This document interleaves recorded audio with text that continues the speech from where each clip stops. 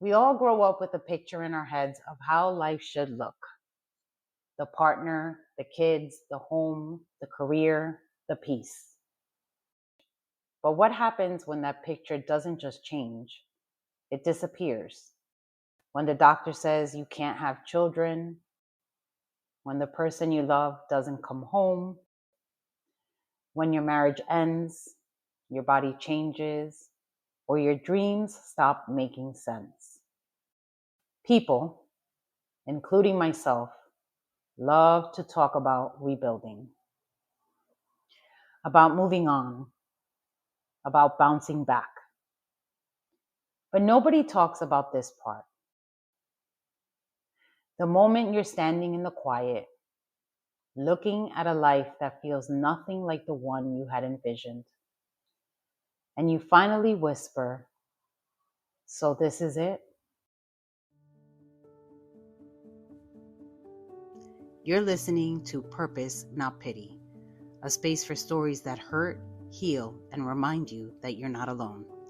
I'm Erika Hernandez, storyteller, bonus mom, grieving mother, healing human. This isn't a podcast about having it all figured out. It's about showing up in the middle of the mess, rebuilding piece by piece, and choosing purpose, not pity. Whether you're deep in your own grief, trying to find your voice again, or just searching for a little light in the dark, this space is for you. Let's talk about it, all of it. When I was younger, I never pictured myself married with children. Not because I didn't want love, but because I didn't see myself living that kind of life. I always imagined myself being the cool aunt, which, by the way, I still think I am. But, the one who travels, who spoils her nieces and nephews, who comes home with stories from places no one's ever heard of. I saw myself in a city apartment, the kind with the tall windows, art on the walls, music playing late at night. I'd have my thriving creative career, maybe running my own design business, maybe doing fashion or interior. I didn't know what exactly, but I knew I wanted to create. I imagined freedom, a woman with a passport full of stamps, a small circle of close friends, money in the bank, candles burning, quiet mornings, coffee on a balcony. That was the picture I had. And now, I just smile because none of it happened that way. I became a mother when I didn't plan to. I got married twice. I raised two incredible boys. And now I'm 45, single, living in a new city, trying to figure out what the next version of my life even looks like. It's funny because for so long, I thought my way, the cool aunt, no kids version, was the life that would keep me safe. No heartbreaks, no loss, no one to disappoint. And yet, here I am, having lived through all of it anyway. Because the truth is, life doesn't follow your script. It hands you a new one mid-scene and expects you to keep going. I used to think life had a formula. If you work hard, love right, stay grateful, things fall into place. But life doesn't care about formulas. It doesn't care about your heart or your effort. It will take from you anyway. And the hardest part isn't the loss itself. It's realizing that no one's giving it back. And sometimes I look at old photos and I can't help but laugh a little. That girl had no idea what was coming. She thought pain was something you experienced and got over. She thought strength meant control. Now I know that strength sometimes means surrender, showing up to a life you didn't ask for and learning to live it anyway. I've been divorced twice. I've lost a child. I've built businesses and walked away from them. I've loved and I've had to let love go. And with every ending, a little more of that picture disappeared.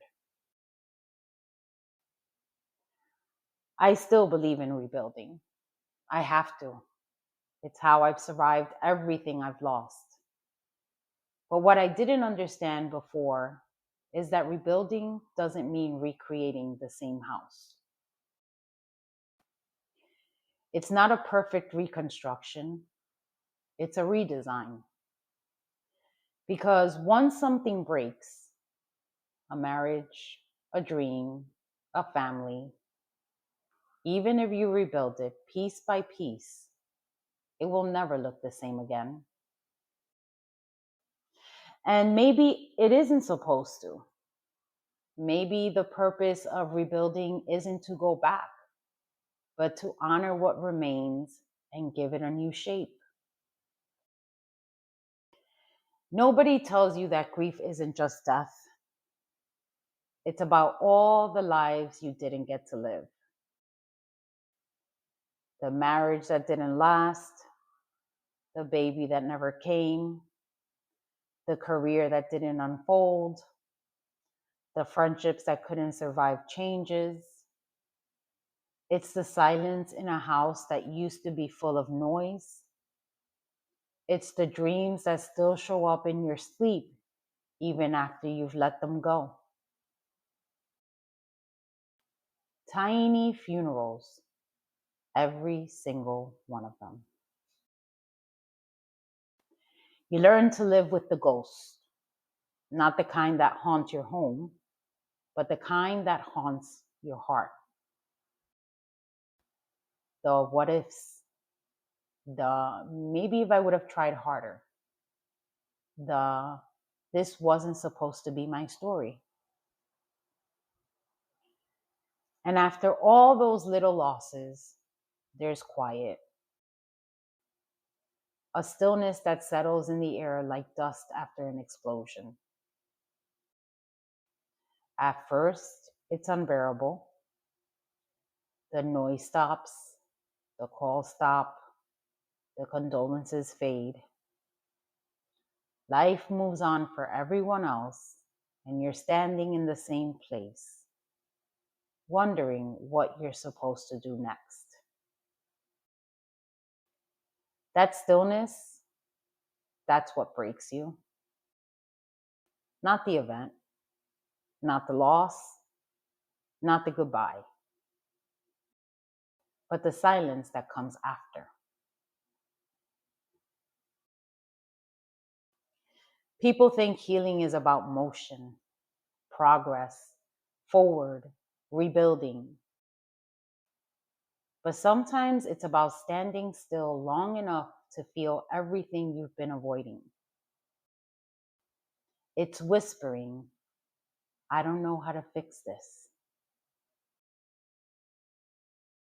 Healing isn't always growth. Sometimes it's surrender. It's saying, maybe my life will never look like the picture I had in my head. And that has to be okay. Acceptance doesn't show up wrapped in peace. It comes wrapped in exhaustion, in nights where you can't sleep, in days when you see something that reminds you of what you've lost, in the quiet realization that you're never going to be the same. And maybe that's okay too. That's where I am now, somewhere in the middle. Not broken, but not the same. Not lost, but not searching either. Just here. There are days I scroll through social media and see people living the lives I thought I'd have. The stable marriages, the adult kids who come home, the kind of peace that looks steady. And sometimes it stings. But then I remember that was never my story to live. And maybe the point isn't to rebuild what disappeared, but to find peace inside what's left. These days I move slower. I think more. I don't chase timelines or pray for the old me to come back. She's gone, long gone. And honestly, she had no idea who she was, even though I thought I did. Now I choose things that feel honest, people who bring calm, work that feels meaningful, moments that don't need to be shared to feel real. Even when it's lonely, even when I'm unsure, I'm learning to stop asking why my life doesn't look like the one I planned and start asking how I can love the one I have. If your life doesn't look like the picture you once imagined, I see you. If the marriage ended, if the dream collapsed, if the person you loved became a stranger, I see you. If your health changed, your body changed, your hope changed, I see you. You don't need to have it all figured out. You don't need to be rebuilding yet. You just have to grieve inside what's left. And trust that somehow, even this will become part of the story you were meant to tell. Because maybe the point was never to get back to the life you planned. Maybe the point is to finally live the one that's real.